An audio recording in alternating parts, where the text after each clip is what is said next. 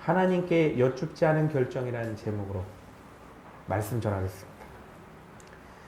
많은 사람들이요, 거의 대부분의 똑같은 선택을 할 때는 그 사정을 알고 보면 다 이유가 있죠.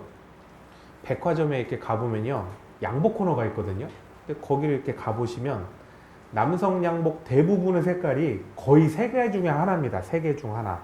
검정색, 진곤색, 회색. 거의 이거 세 개 중에 하나입니다. 그럼 왜 이런 색상만 있냐 하면 양복 사려는 사람들 거의 전부가 사려는 색깔이 거의 세 개 중 하나예요. 검정색, 진곤색, 회색. 거의 다 이거 세 개 사죠. 그런데 이 세 가지 색이 어디나 무난하고 잘 어울려요. 그래서 뭐 양복 많이 사는 사람 없잖아요. 잘해야 한 벌 사는데 대부분 이 색상을 선택을 합니다. 그래서 대부분의 사람들이 하는 그 선택을 나도 따라서 똑같이 그렇게 하잖아요. 그러면 사람들은 나에게 왜 그런 선택을 했는지 그 이유를 안 물어요. 제가 만약에요, 어느 날 양복을 딱 입고 왔는데 양복 색깔이 검정색, 진곤색, 회색 그 중에 하나잖아요. 그럼 여러분은 저를 보면서 뭐라고 생각하시겠습니까? 그냥 양복 입고 계시네? 이 생각 딱 하시잖아요. 다른 생각 더 하시겠어요? 안 하시죠. 근데 제가 어느 날 센 노란색, 센 빨강색, 반짝반짝하는 거, 막 반짝이가 막 달려있는 그걸 입고 제가 앞에 서 있다고 생각해 보십시오. 그럼 여러분 저를 보면서 어떤 생각을 하시겠습니까?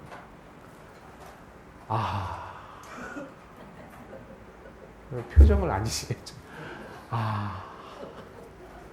혹은 좋게 말하면, 아이고 목사님 날이 더운데 병원 좀 가보셔야겠어요. 아니면 다른 생각 못 하신 우리 신실한 성도님들, 목사님 오늘은 캬바레 전도 가시나 보다, 그렇게 생각하시겠죠. 오늘 말씀 15절을 보시면요, 여호수아가 화친에 대해 매우 중요한 선택을 합니다. 근데 이 화친 조약은 대표자 여호수아만 단독으로 이루어지는 화친이 아니에요. 이스라엘 족장들에 의해서 인준을 받는 그런 화친 조약입니다. 그럼 이 화친 조약 맺을 때 최소 인원이, 그 자리에 있었던 최소 인원이 여호수아 1인에 더해서 이스라엘 12지파 족장 대표가 한 명씩 참석했다고 하면 총 13명이 이 화친 조약에 대해서 전혀 문제가 없다, 그렇게 판단했기 때문에 화친 조약을 맺은 겁니다. 그렇죠? 그런데 이 12지파에서 족장 대표가 참석했을 때 과연 족장 대표만 참석했냐 하면 절대 그렇지 않았겠죠. 족장 대표는 절대 혼자 다니지 않습니다. 적어도 참목격인 사람, 사환이나 종들을 데리고 다닌 거기 때문에 최소 두세 명은 데리고 왔겠죠. 그렇다면 이 화친 제약을 수락한 것은 이스라엘을 대표하는 가장 지혜롭고 세상과 인생에 대해서 경험이 풍부하고 신앙적으로도 매우 모범적이고 신앙식도 매우 깊은 그런 수십 명의 사람에 의해서 검토되었을 때 전혀 문제가 없다, 이렇게 판단되었기 때문에 내려진 결정입니다. 그럼 지금 우리도 여호수아와 족장들에 의해서 내려진 이러한 판단과 결정에 대해서 그럼 진정 문제가 없는 결정이었는가, 이것에 대해서 좀 같이 검증해 보면 좋겠습니다. 먼저요, 이스라엘은 가나안 족속을 제외하고는 화친을 맺을 수가 있어요. 가나안 족속하고는 안 됩니다. 가나안 족속은 멸절시켜야 됩니다. 그러니까 하나님께서 멸절시키라고 한 족속은 가나안 족속에 한정되어 있기 때문에 그것만 제외하면 화친을 해도 되겠구나 라는 생각을 누구나 가지고 있는 거예요. 누구나. 그런데 지금 여호수아를 방문한 화친 사절은 그 누가 봐도 절대 가나안 족속일 수가 없어요. 왜냐하면 화친사절의 행색이 그들의 진술과 같이 진정 먼 곳에서 온 자들이기 때문에 그렇습니다. 그들의 전대가 다 헤어졌어요. 포도주 부대도 찢어져 있습니다. 얼마나 오래 걸었는지요? 낡아서 기운 신을 신고 있어요. 그리고 다 낡은 옷을 입고 있습니다. 그들이 가져온 양식도요, 얼마나 오래 갖고 왔는지 완전히 말랐는데 곰팡이까지 쓸었어요. 확실합니다. 자, 그럼 보십시오. 같은 팔레스타인 지역이었다면 포복으로 기어왔어도 이런 행색은 안 돼요. 적어도 1000km 이상 되는 정말 먼 곳으로부터 걸어왔구나라는 것을 확신할 수 있습니다. 그리고요, 10절 헤스본 왕 시혼과 아스다도사에 있는 바산 왕 옥에게 행한 모든 일을 들었기 때문에 왔습니다 라고 얘기하고 있지 않습니까? 이게요, 몇 달 전에 있었던 거예요. 몇 달 전에. 그러니까 이 일이 일어나고 그게 또 전파되고 이 일을 듣고 여기까지 온 걸 볼 때 적어도 2달 이상은 걸어온 자들이에요. 2달 이상은. 그러니까 엄청나게 먼 거리에서 온 자들이구나 라는 걸 알게 됩니다. 그런데 8절 여호수아가 너희는 누구며 어디서 왔느냐 이렇게 직접적으로 묻지 않습니까? 근데 9절에서 이들이 뭐라고 그러냐면 그저 심히 먼 나라에서 왔습니다 이렇게 얘기를 해요. 먼 나라에서 왔습니다. 자, 그럼 여러분, 우리들은 이미 산전수전 다 겪었기 때문에 지금 이런 발달된 세상 속에서는 너무나 허술한 답변 아닙니까? 믿을 수가 없어요. 그러나 지금 시대가 아닙니다. 지금 시대가 아닙니다. 구약에서도 거의 처음 부분에 해당하지 않습니까? 당시는요, 족장 체제가 거의 대부분 그냥 족장이 있고 조금 사람 많으면 그게 부족 국가가 되는 거 아닙니까? 그러니 화친사절의 말, 그들의 태도로서 그 진위를 판별할 수밖에 없는 거예요. 그런데 지금은 화친사절은 하나님에 대해 어떻게 여기냐면요, 아주 거룩하신 분으로 아주 확신을 하고 증거를 하고 있어요. 그리고 8절 11절의 말씀과 같이 이미 자신들을 뭐라고 표현하고 있냐면요, 이스라엘 사람들의 종이라고 얘기하고 있습니다. 우리는 당신들의 종입니다. 완벽하게 굴복하고 들어오고 있지 않습니까? 그래서 9절에서 10절의 말씀처럼 하나님의 능력에 완전히 압도되어 있음을 고백하고 있기에 추호에 의심할 여지가 없어요. 그리고 무엇보다 2절을 보시면 화친을 맺으러 온 사람들이 누굽니까? 기브온 주민들이지 아닙니까? 근데 7절을 보시면 기브온 주민들인데 족속이 어느 족속이냐? 히위 족속이에요. 히위 족속. 근데 이들은 1절을 보시면 대외적으로는 어떤 상황이냐면 가나안 족속과 연합군을 이루어서 이스라엘과 맞서고 있는 것을 보게 됩니다. 그러니까 기브온에 거주하고 있는 히위인들은 겉으로는 가나안 족속과 연합하고 있는 완벽하게 다른 모습을 하고 있는 거예요.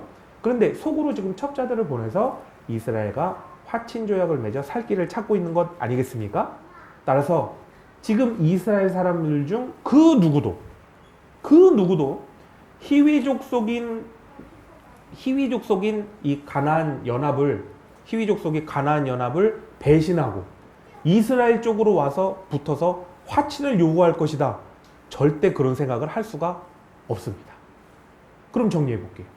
하나님께서 화친을 맺지 말라고 한 가나안 족속이 아닌 아주 먼 거리에서 온 부족임이 확실해요. 하나님을 두려워하고 하나님께 압도당했어요. 그리고 이스라엘을 주인으로 모시게 했다고. 이미 저희들은 당신의 종입니다 라고 고백하면서 이것을 허락해달라 라고 하고 있는 이런 상황인데, 이스라엘 장로들과 수많은 이스라엘 사람들이 교차 검증하고 있음에도 이 상황이 전혀 문제가 없었기 때문에 이들이 화친 조약에 대해서 수락해 주는 것은 그 누가 봐도 화친하지 않고 돌려보내 먼 훗날의 적을 만드는 것보다는 화친해 주고 이들을 종삼아서 도움이 되는 것이 훨씬 나은 선택입니다. 100이면 100 다 그렇게 생각한다는 거예요. 그래서 여호수아를 비롯해서 모든 장로들이 단 한 명의 반대도 없이 이들에게 화친 조약을 승인해 줍니다. 자, 그럼 이들의 아무 문제 없어 보이는 결정에 대해서 정말 아무런 문제가 없었느냐? 이것에 대해서 이의를 제기하는 사람이 있는데요. 이스라엘 민족 중엔 없어요. 그 누가 제기하고 있습니까? 바로 성경의 기록자가 제기하고 있어요. 뭐라고 제기하고 있습니까? 14절. 어떻게 할지를 여호와께 묻지 아니하였다. 성경 기록한 사람이 이의를 제기하고 있습니다. 상황도 환경도 모든 사람의 의견도 그리고 화친에 대한 승인 절차에 있어서도 여호수아 단독 허가가 아니라 족장의 허가를 받았기 때문에 행정적으로 어떠한 하자도 없어요. 그러나 매우 중요한 절차상의 하자가 있었다는 거예요. 그건 바로 이스라엘의 진정한 왕이시자 모든 결정권자인 만왕의 왕이신 하나님께 단 한마디 묻지를 않았다는 겁니다. 가장 최상의 결정권자인 하나님을 향후 이스라엘의 향방을 선택하는 결정이라는 그 순간에 이 중차대한 결정을 하는 순간에 하나님을 그냥 돌려놨어요. 그러면 이 화친 결정이 혹시나 중요한 결정이 아니기 때문에 여호수아가 그렇게 하나님을 등한시하고 결정을 내린 것이냐면 그렇지 않아요. 왜냐하면 여호수아는 당시에 왕이거든요. 그런데 이 화친에 대한 허가를 해줄 때 여호수아가 나가서 허락해 주지 않습니까? 그리고 모든 족장들이 모여서 허가해 주었다는 것은 왕과 족장들의 모든 허가를 받을 만큼 매우 중요한 결정이었다는 거예요. 그런데 이런 중요한 결정에 대해서 하나님께 어떻게 해야 합니까? 라고 한마디 묻질 않은 거예요. 아니 어떻게 모든 족속의 족장이 다 나서고 있고 왕인 여호수아가 나서야 할 정도의 중요한 문제인데 어떻게 하나님만 딱 돌려놓고 한마디 여쭙지 않고 결정을 할 수가 있습니까? 그럼 이제부터 왜 이런 일이 벌어졌나 원인을 한번 살펴보자고요. 혹시 상황이 급박했기 때문에 뭐 지금 당장 해주지 않으면 막 큰일 나기 때문에 시간에 쫓겨서 이런 결정을 내린 걸까요? 아니에요. 전혀 급하지 않습니다. 예전에 하나님께서요 이스라엘이 가나안 땅에 들어갈 상태가 되지 않자 하나님은 다시금 광야로 돌려보내시는데요. 시간을 얼마 두셨습니까? 40년 두시지 않습니까? 40년. 그런데 지금 시간이 뭐가 급할 게 있어요? 하나도 안 급한 거예요. 만약에 이스라엘 사람들 중에 긴박하다고 느낀 자가 있다면 그건 그 사람 믿음이 없어서 그런 거예요. 믿음이 없기 때문에 시간이 없다고 생각하는 그 사람 맘만 급한 거지 하나님께서 정하시고 인도하시는 대로 모든 걸 다 이루어 가시는 분 아닙니까? 그런데 긴박하고 조급할 게 뭐가 있냐고요. 이런 중요한 결정을 내리는데 심각한 판단 미스였습니다. 16절을 보십시오. 오늘 본문 말씀 지나서 16절을 보십시오. 3일이 지나서 이웃들에서 자기 중에 거하는 자들이다 함을 들었다. 이렇게 기록되어 있죠. 무슨 소리입니까? 3일만 좀 기다렸어도 이렇게 중요한 결정이면 여러분 이렇게 중요한 결정을 당장 내립니까? 집 한 채 사는데도 고민 많이 하잖아요. 이 중요한 결정을 3일만 좀 기다렸어도 아니면 일주일간 전 민족이 기도해야 될 거 아니에요. 근데 하나도 기도도 안 하는 거예요. 그리고 하나님을 거역하는 결정을 내립니다. 그럼 이들과 화친함으로써 평안함을 얻게 되니까 그렇게 긴급하게 화친을 내렸냐면 이것도 전혀 그렇지 않습니다. 하나님께서 광야 생활 40년간 이스라엘을 만나로 먹이셨어요. 이들과 화친해야 먹고 사는 게 아니에요. 화친하지 않아도 먹고 사는데 전혀 지장이 없어요. 구름 기둥을 통해 더위를 막아주신 분도 하나님이시고, 불 기둥을 통해 추위를 막아주신 분도 하나님이세요. 아무도 의지할 수 없고 아무도 지켜주지 않는 광야에 있는데도 오직 하나님의 보호하심과 은혜 가운데서 어떤 나라의 침입도 막아주셨어요. 어떤 위협도 오지 않게 해주셔서 불안에 떨지 않았습니다. 그런데 누군지 알지도 못하는 그 먼 나라에서 왔다는데 그들과 화친해주지 않는다고 불안에 떨까요? 아무 상관없는 거예요.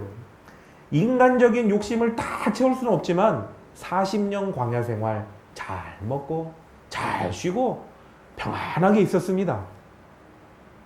그런데 약속한 가나안 땅에 들어갔음에도 불구하고 알지도 못하는 그 먼 나라에서 화친하러 왔다고 자신들의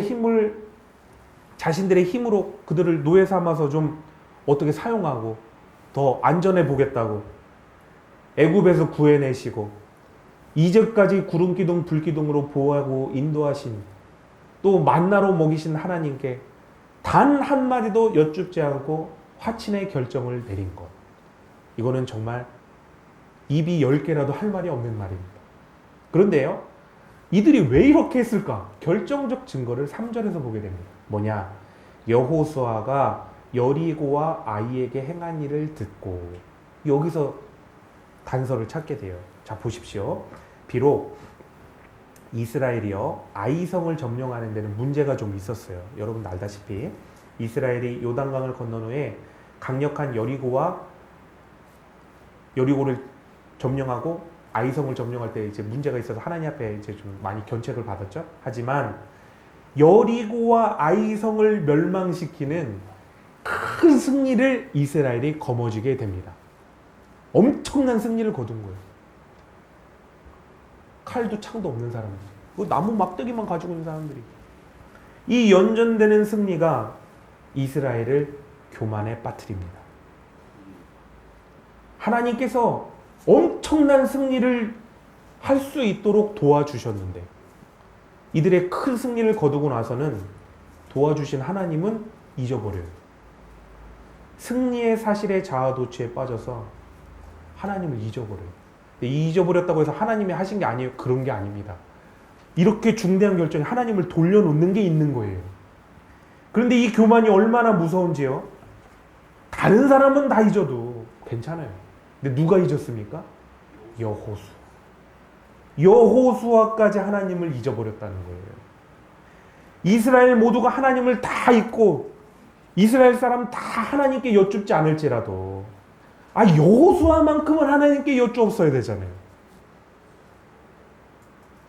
다른 사람 다 안 된다고 뜯어말려도 여호수아는 하나님 앞에 나아가서 여쭈었어야 되잖아요.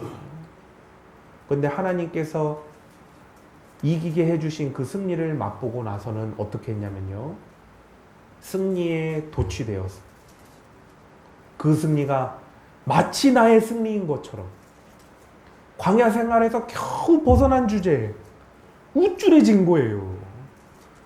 그래서 행색이 초라한 사신단을 보고, 나도 그 꼴 벗어난 지 얼마 안 되지도 않는데 그 초라한 사신단 보고 자신들 판단 아래 이런 거까짓 거 뭐 이런 거는 우리가 해줘도 되지 하고 화친을 맺어준 겁니다. 당시 그럼 하나님의 뜻을 여쭙는 게 어려운 일이었냐? 아니에요. 어렵지가 않습니다. 하나님 뜻 여쭤보려면요, 그 옆에 있는 성막에 가서요, 대제사장한테 가면 돼요. 그리고 대제사장한테 가서요, 하나님 뜻이 뭡니까? 이러면 대제사장이 제사 드린 다음에 우림과 둠밈을 통해서 하나님 뜻을 여쭙고 꺼내면 되는 거예요. 그럼 하나님 뜻 계시 받으면 되잖아요. 이거 뭐 1시간이나 걸리겠어요? 그런데 여호수아가 이 아무것도 아닌 일을 하나님 뜻은 묻지도 않으면서 뭐에 신경을 씁니까? 가서 1시간이면 물어볼 일인데 이거는 하나도 안 하고 뭐에 신경 써요? 모든 족장들을 다 섭외하고, 이거는 얼마나 시간이 많이 걸리겠어요. 족장들 다 섭외하고 자신들끼리 행정 절차 다 하는 데는 매우 복잡한 거는 다 하나도 빠짐없이 다 하면서 하나님께 묻는 거는 등한시하는 거예요. 이건요, 경솔함을 넘어서 정말 잘못된 행동입니다. 하나님을 주인으로 모신 자는 하나님을 무시하는 경거망동을 해서는 안 된다는 생각이 아주 강하게 듭니다. 하나님 두려운지는 모르고 사람들과의 일의 해결 절차만 생각하는 것. 하나님은 다 돌려놓고요, 인간들끼리만 회의하고 일을 진행시키는 것. 하나님의 말씀을 들으려 하기보다는 세상의 법칙과 원칙을 따라가는 것. 그리고 순리를 앞세워서 일을 진행시키는 것. 이게 바로 교만입니다. 이런 교만에서 나온 결과는 바로 하나님을 거역하는 일을 결정하게 만들었고 하나님을 결국 거역하게 만들었습니다. 사랑하는 성도 여러분, 오늘 우리는 어떻습니까? 오늘 우리의 삶에, 또 우리의 가정 가운데, 또 우리의 사업장 가운데, 또 우리의 교회 가운데 판단해야 될 일, 결정해야 될 일, 수많은 일들이 우리 앞에 놓여 있습니다. 근데 이런 결정을 어떻게 내리고 우리는 실행하고 있을까요? 물론 하나님께 여쭙지 않아도 되는 결정이 있습니다. 짜장면 먹을까요? 짬뽕 먹을까요? 이런 거 여쭙지 않고 드시고 싶은 거 시키시면 됩니다. 탕수육에 소스를 부어 먹을까요? 찍어 먹을까요? 이건요, 여쭙지 않고 내가 먹고 싶은 대로 먹으면 됩니다. 그런데 적어도 이 결정이, 지금 내려야 되는 이 결정이 앞으로의 내 삶의 방향성에 대해서 영향을 끼치는 일이라면 나의 주인이신 예수님께, 그리고 내 삶의 결정권자이신 하나님께, 하나님, 어떤 선택을 저희들이 해야 될까요? 여쭤봐야죠. 이제까지 하나님께서 먹이시고 입히시고 성령님께서 구름 기둥 불 기둥보다 더하게 우리 심령 가운데 임재하셔서 인도해 오셨습니다. 이러하신 은혜로운 주인 되신 하나님께 여쭙지 않고 정해야 할 정도로 급한 일은 없습니다. 하나님 뜻을 듣고 정해도, 그렇게 행해도 차고 넘치는 시간이 우리들에게는 주어져 있습니다. 그럼에도 하나님을 돌려놓고 결정해야 될 그런 정도의 일이라면 그 결정은 하나님을 거역하는 일이 될 게 너무나 뻔해요. 아니, 하나님 돌려놓고 그렇게 빨리 결정해야 될 일이 뭐가 있겠습니까? 그리고 그렇게 될 결정은 하나님을 거역하는 일이 될 게 너무나 뻔하죠. 그럼 어떻게 됩니까? 그 결정은 내리면 안 되지요. 미뤄야 됩니다. 미뤄야 돼요. 하나님께 여쭤보았는데 응답받지 못할까? 걱정할 거 없습니다. 성령님이 우리 안에 임재하여 계신데 우리가 알아듣도록 어찌 응답을 안 주시겠습니까? 아이, 그 믿음은 있어야지요. 그렇지 않습니까? 내가 바라고 내가 선택한 길을 갈 때 그 길이 생명길이 되는 것이 아니라 하나님께서 주시는 응답을 따라갈 때 그 길에 참된 생명의 역사가 함께 하실 줄 믿습니다. 하나님께서 아름다운 교회를 개척하셔서 오늘에 이르기까지 계속해서 말씀을 통해서 우리에게 과거 태초부터 인간들의 어떤 역사, 그리고 이스라엘의 역사를 계속적으로 보여주시면서 하나님께 기도해야지, 기도하고 응답받고 행해야지, 그리고 하나님의 응답 주신 대로 순종하며 따라가야지, 이 세 가지에 대해서 계속적으로 3년간 계속 말씀해 주셨습니다. 계속 또 말씀해 주고 또 말씀해 주셨어요. 그리고 하나님 없이 인간적 판단을 내리고 조급하게 내린 결정들은 하나님을 거역했고 또 이스라엘이 어떤 결과를 맞이했는가, 이것에 대해서 들려주시고 또 들려주시고 들려주시고 또 들려주셨습니다. 이제 우리가요 상당히 많이 배우고 들었습니다. 그럼 배우고 듣고 알려주신 대로 행할 차례 아닐까요? 그런데요, 오늘 말씀에 정말 놀라운 사실이 있어요. 소름이 끼칩니다. 소름이 끼쳐. 출애굽 후 하나님 앞에 바로 서라고요, 이스라엘 민족에게 모세 때부터요 아주 귀에 딱지가 않게 듣습니다. 광야 생활 동안요 무려 40년간 체험을 통해서 알려주세요, 하나님께서. 그리고 귀에 딱지가 나는 정도로 모세를 통해서 계속 말씀하십니다, 하나님께서. 그리고 가나안 들어가기 전에 어떻습니까? 모세를 통해서 다시금 신명기에 이 적혀 기록되어 있는 제신 아닙니까? 다시금 하나님의 말씀을 들려주시는데 너희들 하나님 앞에 바로 서라. 하나님 앞에 똑바로 서라. 이렇게 알려주십니다. 그리고 오늘 부분 말씀 바로 앞절 8장 34절도 보시면 여호수아, 다른 사람도 아닙니다. 여호수아가 뭐라고 하냐면요, 이스라엘 앞에서 율법의 말씀을 낭독하며 하나님 앞에 바로 서라고 말씀합니다. 그런데 놀라운 일 아닙니까? 먼 후도 아니에요. 여호수아가 이렇게 얘기를 해놓고 뒤돌아서서 곧이어 9장 바로 오늘 말씀에서 진짜 중요한 결정을 내려야 하는 일에 있어서 다른 모든 절차를 지키고 족장까지 불러서 일을 진행시킴에도 불구하고 하나님은 돌려놨어요. 본인이 하나님 앞에 바로 서라고 얘기해놓고 그렇게 40년간 광야에 딱지가 늦게 앉았음에도 불구하고 뒤돌아서서 하나님 돌려놓고 하나님께 한마디 여쭙지 않고 일을 진행했다는 겁니다. 정말 소름이 끼쳐요. 야, 하나님 앞에 사람의 어리석음이란 게 이런 거구나. 머리로만 말씀을 아는 것이 이렇게 무섭구나라는 걸 오늘 말씀을 보면서 깨닫게 됩니다. 말씀은 알되 우리가 삶에 적용을 하지 않았을 때 정말 내로남불이란 이런 것이구나 라는 걸 보게 됩니다. 교만의 결과는 머리와 입술로는 공의를 얘기하지만 나의 삶으로는 철저하게 나의 유욕을 쫓아가는 그런 삶을 볼 때 우리는 처절하게 스스로를 반성하고 하나님 앞에 바로 서야겠다라는 생각을 하게 됩니다. 사랑하는 성도 여러분, 우리 모두 삶 속에서 하나님을 주인으로 삼고 여쭤보며 살았으면 좋겠습니다. 그리고 항상 무시로 모든 일에 성령님의 인도하심을 구하며 살았으면 좋겠습니다. 그리고 인간이 판단하고 계획한 완벽한 길을 가려고 하다가 하나님을 거역해서 하나님의 심기를 아프게 해드리지 말고, 하나님 마음 아프게 해드리지 말고, 기도하지 않고 인간들이 모여 그저 열심히 회의하고 지혜를 짜내서 계획을 세우다가 하나님의 뜻을 거역하지 말고 기도의 응답으로 주시는 성령님의 인도하심을 따라서 순종하고 복종하며 나아가 하나님의 뜻을 이 땅 가운데 이루어드리는 거룩한 통로가 되고 참된 생명과 복을 받는 성도님이 다 되시길 예수님의 이름으로 축원합니다.